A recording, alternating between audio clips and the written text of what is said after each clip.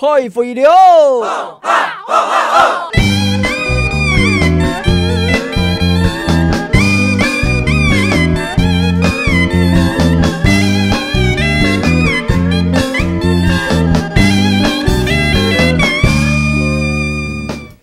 观众朋友，大家好，欢迎收看《村民台飞》，我是主持人陈明珍。今天《村民台飞》还是用现场直接播出的方式，你来到的公共集团东南台湾的新闻中心，持续大量关心800水灾后续的相关问题哦。了解屏东的嘉东滨林边呢，也淹水因为非常严重哦。本台湾的种的150用尺的种的王国面上，一夜之间是没退的哈。了地方呢，喺全台湾150用尺轻高的轻度的地方哈，佢用尺面积呢，差不多就占的1000公顷安多啦哈，係全台最大嘅。同時嘅種嘅150嘅高經濟價值嘅，佢嘅種嘅產出呢也非常高，到去年估算出來係新台幣31億元安多哈。唔過呢個地方也係全台灣地層下陷最嚴重嘅地方之一，也平均嘅地層下陷嘅高度有3.2公尺，也就講將近有136安高啦哈。到底呢擺？這種嘅睇水高鐵以後，大家講係唔係列到嘅150嘅用尺嚟轉型，係咪列到嘅土地唔好過嚟做熊嘅用做其他方式，係咪面嚟遷村，又係轉換其他行業咧？列到問題呢？目前都那種屏東的嘉東和枋寮，還有個林邊的經常親熱烈討論，你村民台飛也持續帶人關心。馬上面介紹現場來賓，第一個呢係前任嘅中華民國用尺漁業協會嘅理事長，而同時也係你嘉東鄉嘅種嘅用尺漁嘅漁民哈，謝景輝，謝先生你好。主持人啊，各位工作人員啊，各位來賓大家好，我是謝景輝，我是從事這水產養殖工作已經有30年。好，謝謝謝先生。稍後為您介紹係行政院漁業署嘅一種檢驗技證廖志昌廖先生，你好。主持人好，各位觀眾大家好，我是漁業署廖志昌，我是在漁業署已經擔任15年，我都在養殖漁業，謝謝您。好，所以廖先生亦對呢種嘅養殖漁業有非常多嘅經驗哈。稍後為您介紹係成功大學水利勞海洋工廠內嘅教授，同時喺成功大學防災研究中心嘅主任張前登張教授哈。主持人。村民台北各位觀眾大家好，我係新聞台張前登，大家好。稍後為您介紹係屏東地區嘅環保聯盟嘅理事長，嘅馮飛翔，洪先生你好。主持人好，各位觀眾大家好，屏東環保聯盟洪飛翔。頭先你講到禮拜嘅屏東嘅嘉東濱林邊咧，個淹水非常嚴重哈，也水你上面當推特哈，也係內涵嘅當多啦哈。到底咧情況更嚴重，係咪你國土規劃重新嚟思考咧，大家用出唔一盡嘅問題呢？先嚟看一段新聞樣片。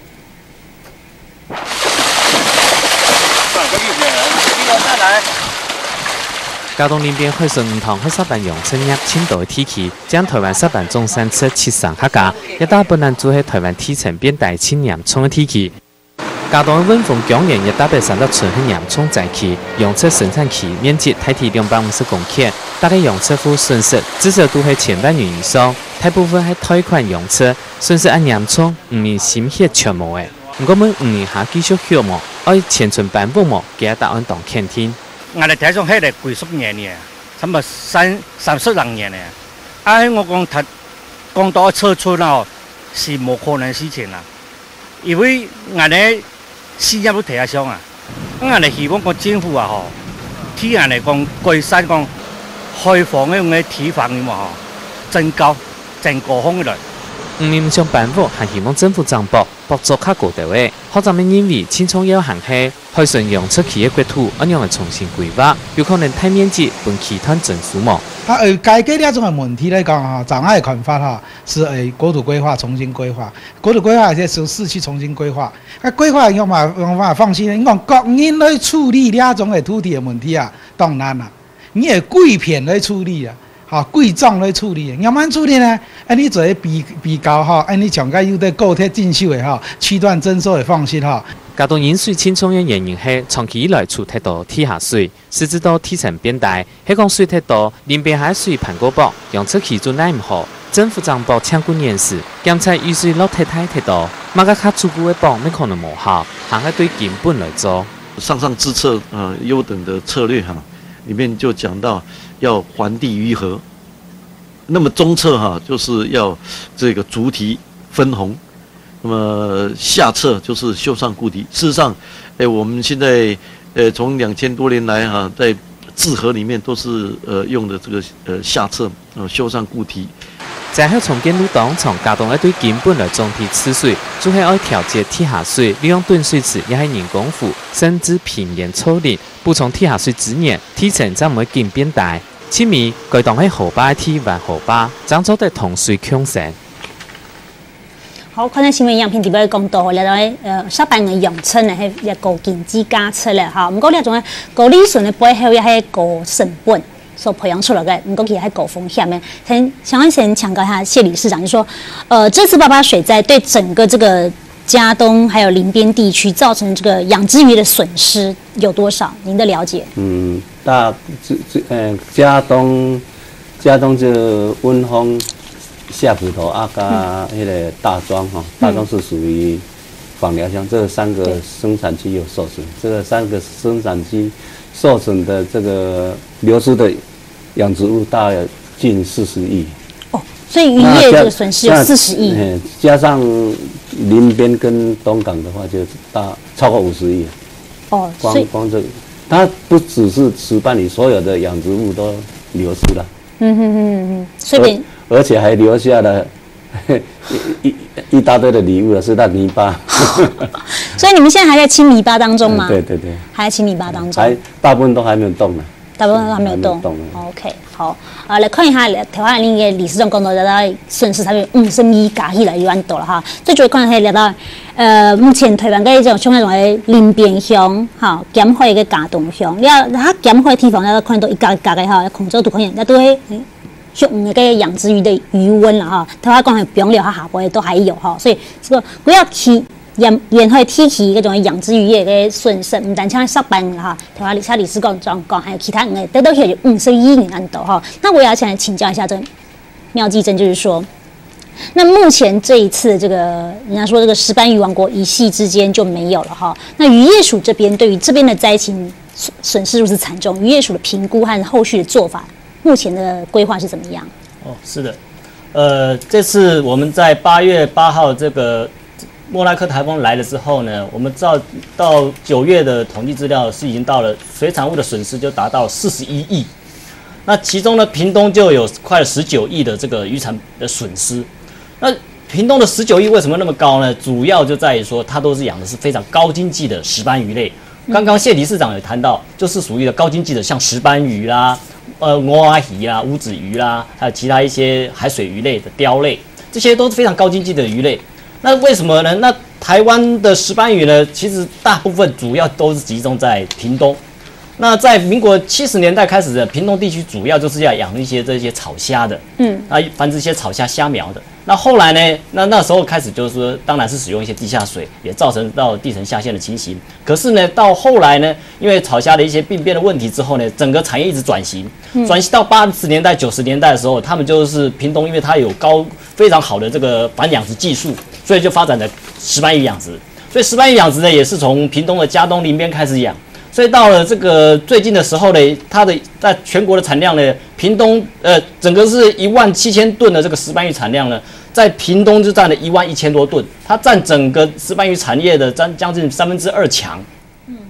那所以这一次呢，这个莫拉克遭的风灾呢，除了这个风大雨大之外呢，还有这个雨呢淹进来，加上土石流，造成了我们这个屏东林边嘉东这个地区呢，是这个淡水太多，再加上淤泥，让这些石斑鱼全部都挂掉了，都死掉了，所以这个损失才会这么的严重。那目前我们知道，这个8月30号，这个主委陈武雄先生他有提出，就是说希望说能够在101年恢复这个当地石斑鱼养殖王国这美名了哈。那到104年要这个石斑鱼这个产值还要倍增啊。那这个部分目前有没有什么样的纾困计划，还是说什么样的计划是可以提供当地居民可以来进行达成这项目标的？是的。我们在农委会呢，我们有一个叫做农业天然灾害救助办法，它呢是在灾害一发生之后，如果说达到整个全县达到一个救助的一个额度的时候呢，我们就赶快就启动一个现金救助，这是对个人的现金救助。所以在现金救助的时候，每1公顷是115000元，最高是57万5。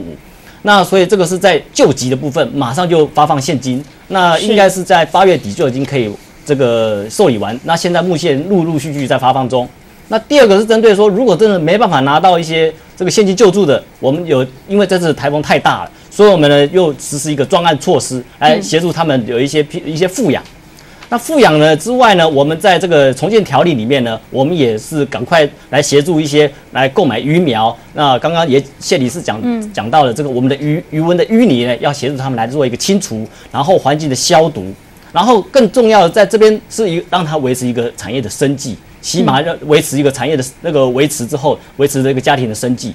那在长远的部分呢，我们要检讨整个这个产区的这个的水文条件适不适合养殖。那我们在产业分工上面呢，譬如说在屏东，尤其在屏东跟高雄呢，它是主要石斑鱼的这个主要的产业重镇呢。那我们要规划说，它这个整个产业的配置比重的情形，我们做一个跟水利署、水利单位来做一个整个搭配。所以等于说，农委会渔业署这边已经有一些短中长期的这个应变的这个计划跟这个长期的目标都出来了哦。好，那今日节目喺现场播出，现场的天发係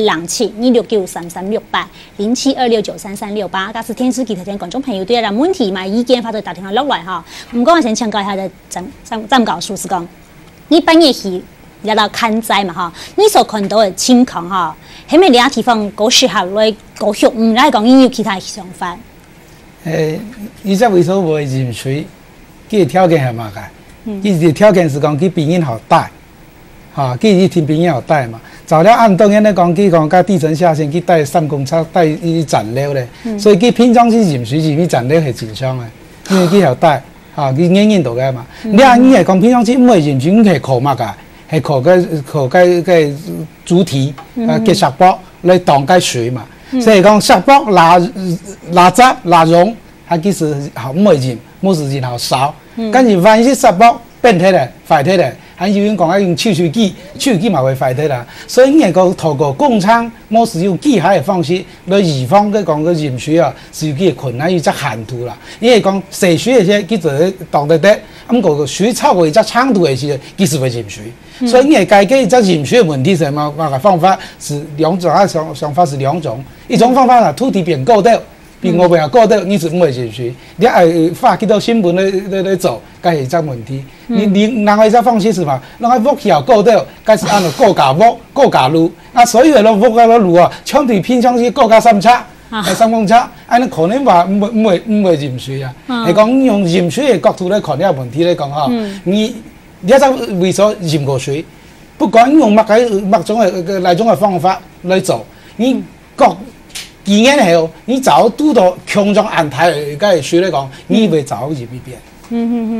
禮拜有人講啦，鹽水就係林邊海嘅潰堤啦，哈。唔過嘅水利署講，科專局講啦，哈，那林邊海嘅種嘅河壩博係用100年洪水頻率去計算出來嘅。我禮拜讀到係200到250年嘅洪水頻率，所以變成講，迄個博唔拉禮拜落嘅水按多，所以伊可能會造成咧博會壞，它有問題會產生哈。所以就講，種天災難免啦，哈。唔過我想講強調嗰種嘅，站教書是講，你到假使講像那個高架屋啦、高架路種好之後，還適合來蓄養嗎？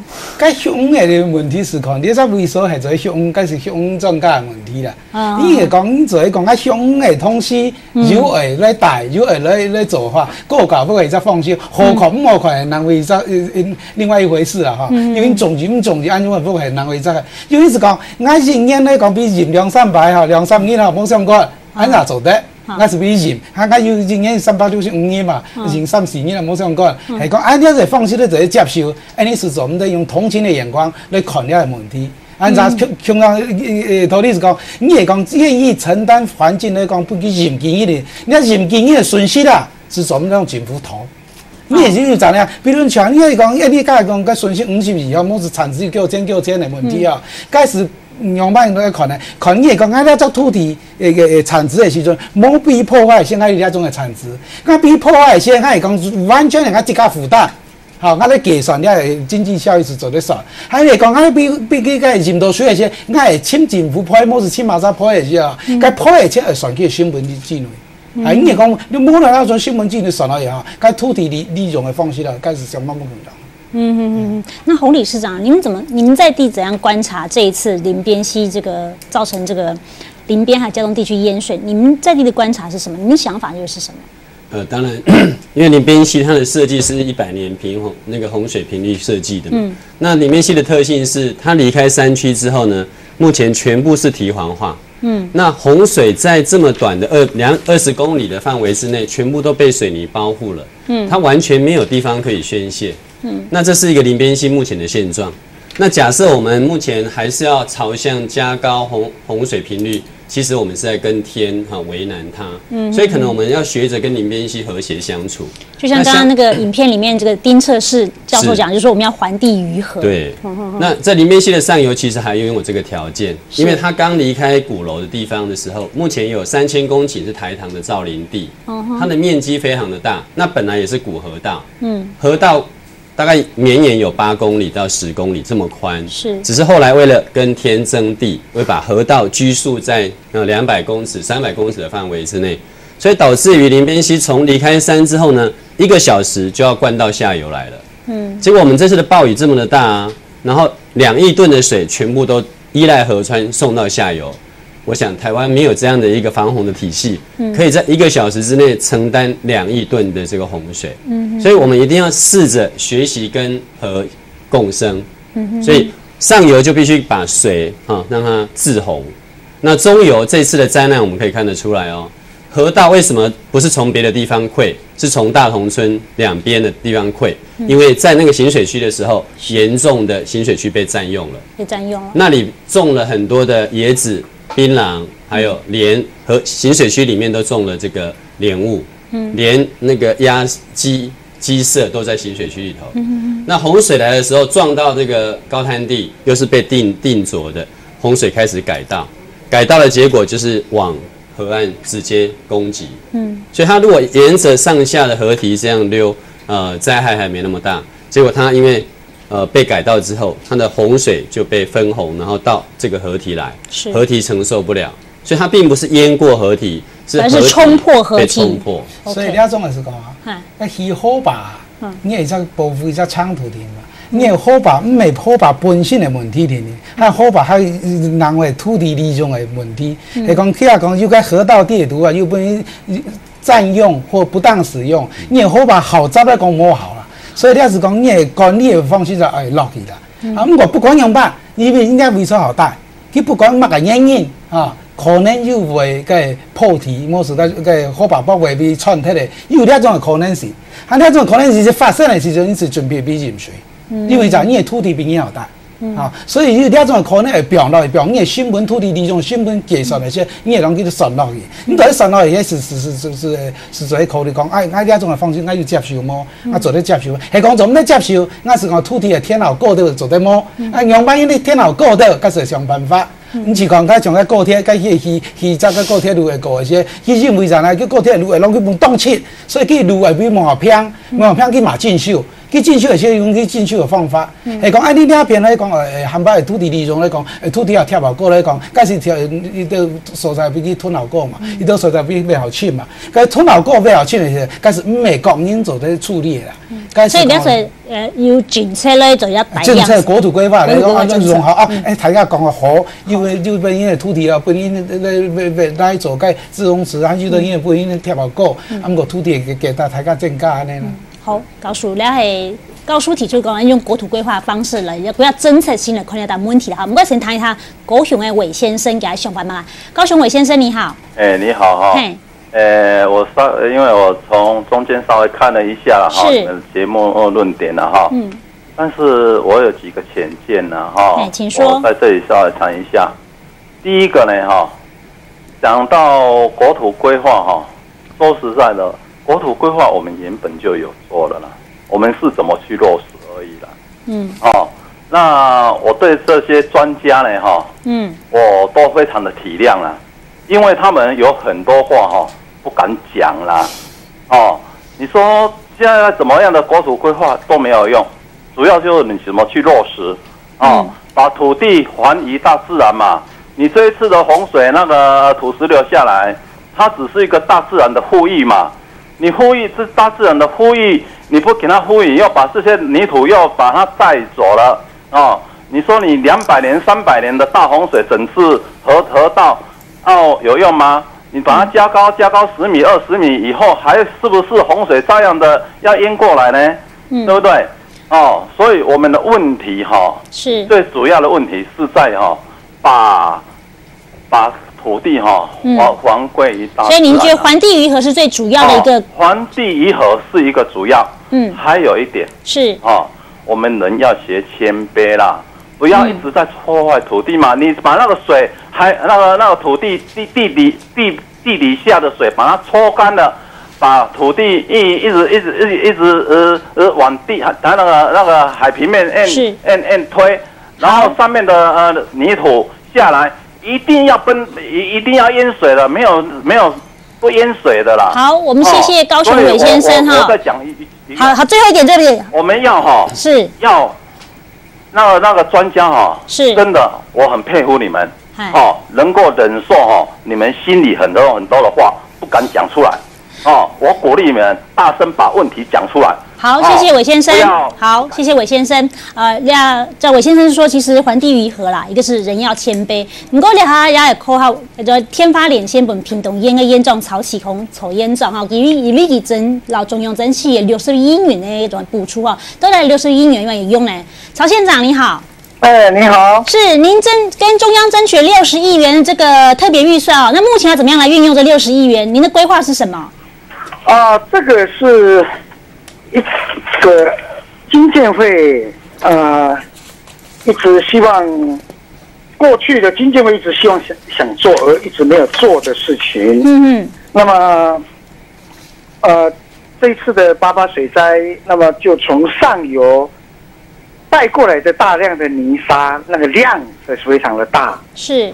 同时相较之下，地层下陷地区下陷3点多公尺，可是河床里面的沙又堆得那么高，那么专家在警告说，在上游集水区的这些崩塌地会有更多的泥沙会下来。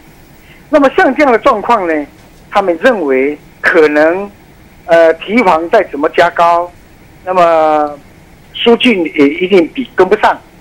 所以很多专家都认为，应当是要更加的来把地层下陷地区应该要有一个总体的治水的一个概念。所以是不是这个地区呢，就变成说它变成一个滞洪池，用低度利用、低度开发的方式来解决这淹水的问题？那是不是当地居民就必须要离开渔业，转型做其他的这个部分？未必，详细的计划还没有出炉，但是我们认为这个地方还是一个养殖的专业区，在全世界来讲，它是非常有竞争力的，所以我们一方面要能够保持这个优势，又不淹水，那居民的居住环境又不要淹水，那这个就是要向荷兰取经，所以这个计划基本上是这样子一个方向，那这个一定要跟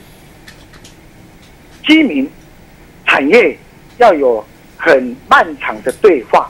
那这一次目前有开始进行对话了吗？譬如说进行区段征收啦，这居民愿意土地被征收吗？还没有要征收，没有征收这个事情。我们希望大家也不要把它变成说，哇，这个土地要征收了，大家有恐慌了哈。我想这里头有很多的沟通，很多的协调，那么才能够定案。那基本上这里头应该是水患的治理。土地对水患治理，还有土地跟产业的调整，还有一个基础公共设施的整建，还有环境生态的复育。大概是基本上是这样子的一个内容。所以经监会还在审，经监会还在审。那通过之后，我们就要展开有一些先期的作业，这个先期作业要很长。这个先期作业一定要跟居民、要跟产业能够有共识之后，我们才能够做。如果没有共识的话，它就很难再做下去。所以这个是一个很特别的一个案例。我想荷兰从1953年开始的以水共生的产业调整，他们变成让世界刮目相看。那么，所以曹县长，你也想要从这个取法荷兰的成功经验，让这个屏东的林边、嘉东、枋寮这3个地区也能够变成一个很棒的雨水共生的一个对。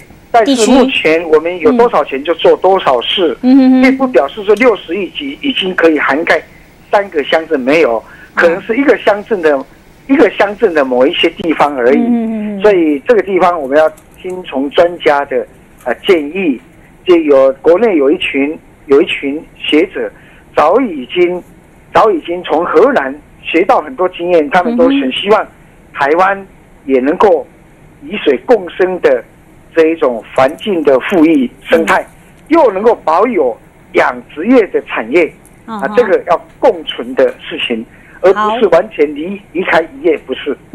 好，对。好，那谢谢曹县长。曹县长提出4个方向，一个是水患治理，一个是产业调整，再来是基础建设，还有环境教育观念的加强，在4方面来做到整体的规划哈。我想先请教谢理事长，说你们自己当地的渔民又怎么样看这样的问题呢？你们会想要有这种离渔啊，或者说转做其他行业的打算吗？离渔哈，我首先要讲就是说，屏东这个嘉东这个地方哈，因为它的水质特别好，天候条件也佳哈，所以它无论在这个属于是全台的金华养殖区的哈，它的产能跟产量哈，产值都是居全台之冠的。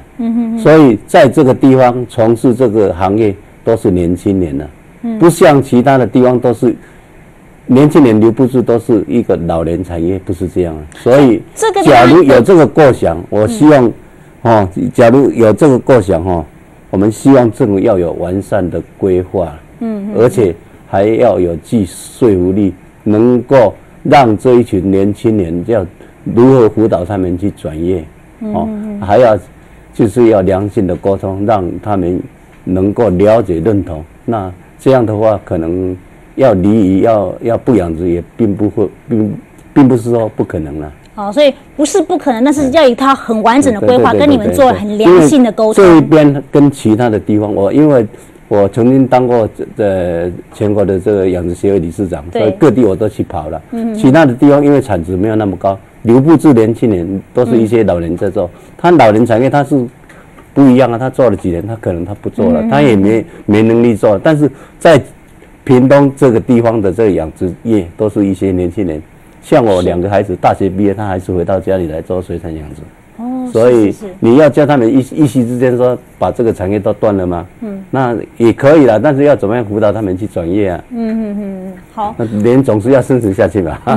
好，民众在生存哈，以大地方发展嘛，产业有个特殊的地方的条件啦哈。来看到也就是讲，目前那种林边啦、嘉东啦，属沙板的面积他们1000公顷安多，其中那林边嘉东享有800公顷安多，林边享有200公顷安多，其他们喺全台湾嘅3股米股安多嘅种沙板嘅养殖，都全部都综合都达到，你喺个基本条件哈。台湾秘书长讲，理事长讲到，你喺讲技术密集，然后这个资本密集的一个行业哈，是讲还要有青狗的散出到散能哈。那这部分渔业署是不是也看到说这个地区它的一个特性？那在这次风灾过后，当然就提到有短中长期的计划。那对于这个富渔这个部分呢，或者说再振这个石斑养殖王国这个名誉的部分，有没有什么样的比较具体的办法？现在是渔民就可以享受得到的？是的，我们在这个重建，我们现在提一个叫做重建计划，我们养殖产业的重建计划。我们养殖产业重建计划里面呢，我们是第一步当然就是先给他们鱼苗的部分，然后呢，我们会协助他在这个种鱼的部分呢，那希望说他能够提供一些种苗、种鱼出来，让这个产业持续的维持下去。那然后我们也能够提供一些低利的贷款的部分，让产业能够赶快的复苏。像我们最近有特别针对像以前的这个石斑鱼的，以前是100万的一个贷款的额度，我们在这次特别针对石斑鱼，我们调高到500万。那这个龙胆石斑呢，它是更高价值的这个石斑鱼的，我们调到800万。那800万之外呢，我们再分为新贷案、旧贷案。刚刚的贷款呢，可以最高到7年。那我们之外呢，我们的新的案部分呢，我们2年呢本金可以先不要偿还，第3年再开始偿还。那利息部分呢，我们也是可以先展延的。那旧大案呢，也是本金呢先暂缓1年，而且这个呢可以追溯到8月21号，利息先不用还。所以我们在会里面呢，已经有针对说我们这个渔民他所需要的一些目前最需要的一个资金的周转的部分，我们来协助，尤其在贷款的部分。尤其在贷款部分，所以这部分是渔民现在就可以享受得到的。是好，听话讲了部分是讲，你看你认为农业费有提供的协助啦哈。不过你听话讲到，天秤下旱非常严重，有3.2公尺，差不多1.6万高了哈，都得有判法都继续上的嘛。假使体有继续上的时间，台湾国土规划因为可能有问题呢，先去看一下公告以后，马上现场继续讨论。